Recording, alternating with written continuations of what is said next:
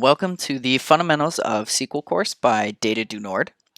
This introduction is going to walk through the teachable platform, the course content, and the course materials. First things first, let's dive into Snowflake. A great thing about our course is that you're able to utilize the cloud platform that you may use in the real-world workplace. So when you register for the course on Teachable, we at DDN receive an email regarding your registration and will create your login within 1 to 2 hours of your registration to the course. There's a link in the file logging into Snowflake in our introduction section. So please open that file and save it as a bookmark called DDN Snowflake. So this is that document. You just download it, open it up,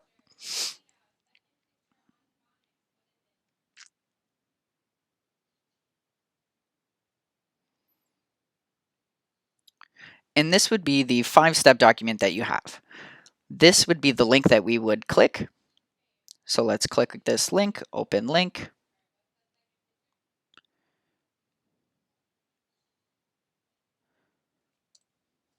And you're given multi-step directions. So let's open that back up. We're going to save this link as a bookmark called DDN Snowflake. You know how to save bookmarks. I'm not going to walk you through that. And your username is your first name in all capitals and an underscore, and then your last name in all capitals. Your password will be welcome1234 with a capital W, and you will be forced to change your password upon login. So I've created a sample user. His name is John Smith. John_Smith. And we know the password is welcome1234 with a capital W. This is going to tell me to create a new password, so I'll just create a new password quick.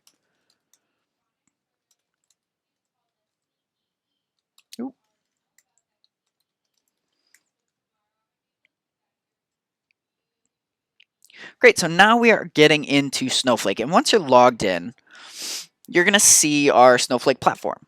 And let's walk through the sections of Snowflake that we're going to be using. So on the top right of the screen here, you're going to see our role selections, our warehouses, and the database for each new sheet. So let's select this. By default, you are in the Analytics Warehouse, and your database is DDN Data Warehouse.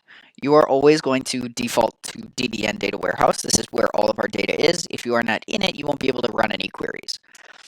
Your role is going to be a DDN student, and your schema is going to be public. So make sure that's just set every time you open up Snowflake, and every time you open up a new worksheet, you might have to reset some of these. So you'll just have to select the public schema so we can run in that schema every time you open up a new worksheet. On the left, you'll see a section where it says Find Database Objects. To be able to see the tables in our database, you would select the DDN Data Warehouse because that's where we're going to be working, and we work in the public schema. So you will see all of the tables that we have here in our curriculum and for our practice problems. So when you select a table, so let's say we use the DVD film table quite a lot, so let's select that. The great thing about Snowflake is that you don't have to run a select statement and a limit statement to see all of the column names in your table. What you can do is you can just select it from your database objects pane, and it shows you how many rows, the size of the table, and all of the columns it contains. So it gives us the title of each column and their data type, which is really helpful when we're trying to identify data and connections between tables so we can join them together. In the instructional videos, you'll see me working in Snowflake where you can follow along and code as you watch. So when you write a standard SQL query, other databases will require you to end with a semicolon. Snowflake doesn't require it, but I think it's good practice to end each query with a semicolon. I I included in the instructional notes in each section, so you can copy and paste the notes from the document into Snowflake with each new section of the worksheet. So, to show you what that looks like, we are in our introduction. Let's say we're in SQL Statement Foundations. We can open up our notes document here, open it up. And this, let's say I'm working in the select statement. I can copy these notes here, jump back into SQL. My new worksheet, I can title it Select, and I can paste all of my notes here. So, you might be wondering, what are these backslashes? Well, these are notes. You can code out notes and it will gray them out so they won't run in your queries. It's always best practice to make notes when you're using longer and more complex queries. I use them for instructional purposes at this point. So they're really helpful and they'll guide you through everything you need to know while you're running through your Snowflake coursework.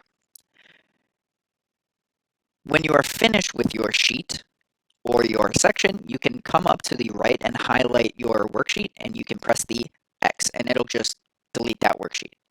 If you do that by an error by some mistake, you can come back up here and you'll see recent worksheets and you can select it and it'll pop back open. If you come across any errors while you're working or you have any suggestions on improving the coursework, please make a specific comment in the session that you're working, whether that's in the notes section or in the individual statement section. And I will make adjustments as needed. So now let's take a look at Teachable. So let's get back to the course curriculum. We have our introduction here. We just kind of ran through that. And now let's look at our reference materials. So these reference materials are exactly that. They're materials and the answer keys for this course. So the reference materials are meant for you to read before each practice session. You can read them before you watch the videos. You can read them after you watch the videos. I would suggest reading them before or at least brushing up on them. But they contain use cases, the general syntax, and definitions for each SQL statement that you're going to learn in this course.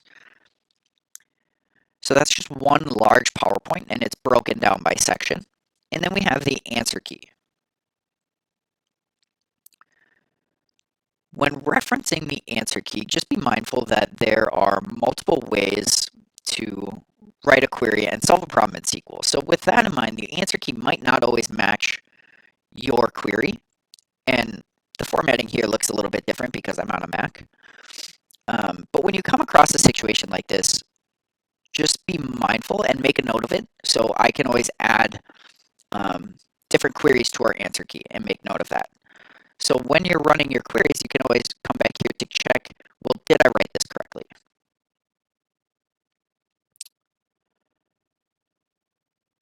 And then taking a look at the reference materials, this is just a large PowerPoint, and it breaks down use cases, syntax, and definitions for each SQL statement that you're going to learn in this course. So we go from select, order by, and it's in the order that you take the course. It is wordy, but it is very specific and helpful to guide you through your understanding. Within each statement, you will have an instructional video, which is just me coding along, showing you how to write each query and why we write each query. Underneath the videos, there's the general syntax to help you through your practice, and then there's your practice problems. So this is really the bread and butter. This is where you get your experience within our curriculum. We offer over 175 queries for you to practice, where on average, most other online courses give you about 20 throughout their entire course. So this is really where you're going to get all of that practice that you want and build that muscle memory for your SQL understanding. Thanks, and I look forward to seeing you in the next lecture.